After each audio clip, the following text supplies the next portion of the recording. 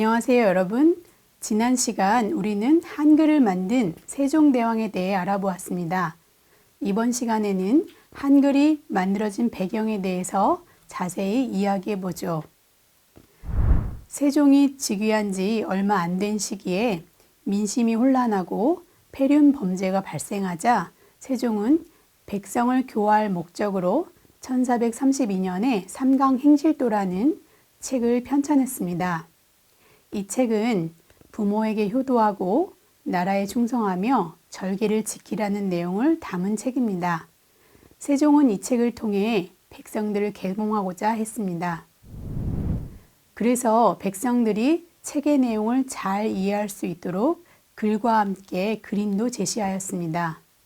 그러나 글을 모르는 백성들은 그림만으로 삼강행실도의 내용을 이해하기 역부족이었습니다. 따라서 세종은 문자 창제의 필요성을 절실하게 느끼게 된 것입니다.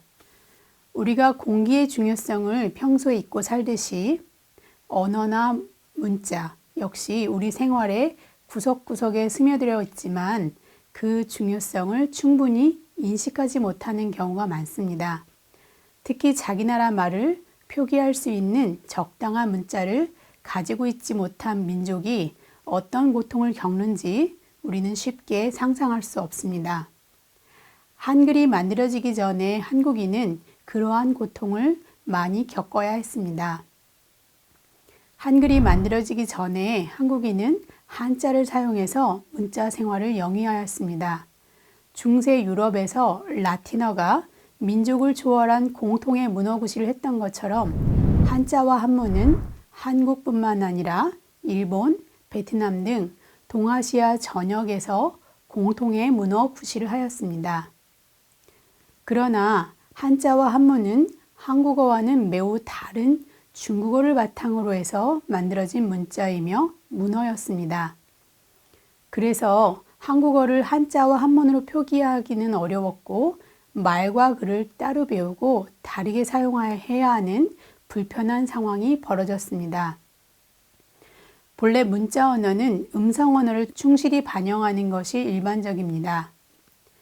문자가 오래 사용되다 보면 말과는 다른 독자적인 기능을 갖게 되어 문어가 구어와 다른 특성을 갖게 되는 일도 많기는 하지만 그렇다 하더라도 문어와 구어 사이의 거리는 그렇게 먼 것이 아닙니다.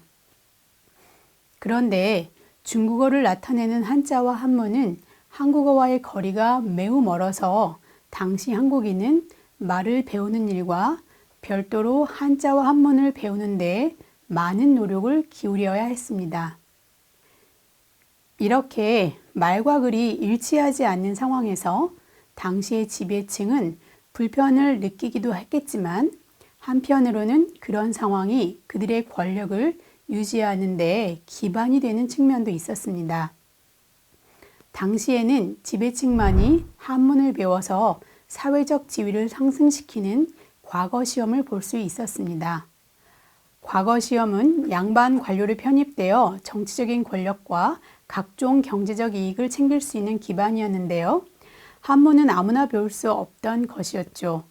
지배층의 입장에서는 자기들만이 어려운 한문을 배워서 이를 기반으로 사회의 각종 기득권을 누리고 있었던 것입니다. 따라서 일반 백성들까지도 쉽게 배울 수 있는 문자의 출현은 별로 반갑지도 않은 일이었을 것입니다. 이런 점에서 세종이 일반 백성들의 문자 생활의 편의를 위해 한글이라는 쉬운 문자를 만들었다는 것은 정치적인 측면에서도 획기적인 사건이었습니다. 세종은 기득권 계층, 즉 양반이 한글 같은 문자를 만드는 것을 달가워하지 않고 반발하리라는 것을 충분히 예상하고 있었습니다. 그래서 한글 창제를 매우 은밀하게 진행하였죠. 세종은 한글 창제 사업을 매우 은밀하게 추진해야 했기 때문에 신하들의 힘을 빌리는 것은 쉽지 않은 일이었습니다. 조선시대의 공식 기록을 보면 세종이 친히 한글을 만들었다고 기록되어 있습니다. 지배층의 눈을 피해 새로운 문자를 만들어야 했기 때문에 세종이 직접 문자 창제에 관여했던 것이죠. 이번 시간에는 한글이 창제된 배경을 살펴보았습니다.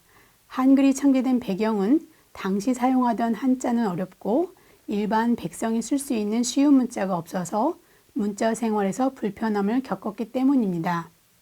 다음 시간에는 창제 과정에서 겪었던 우여곡절을 이어서 이야기해 보겠습니다. 감사합니다.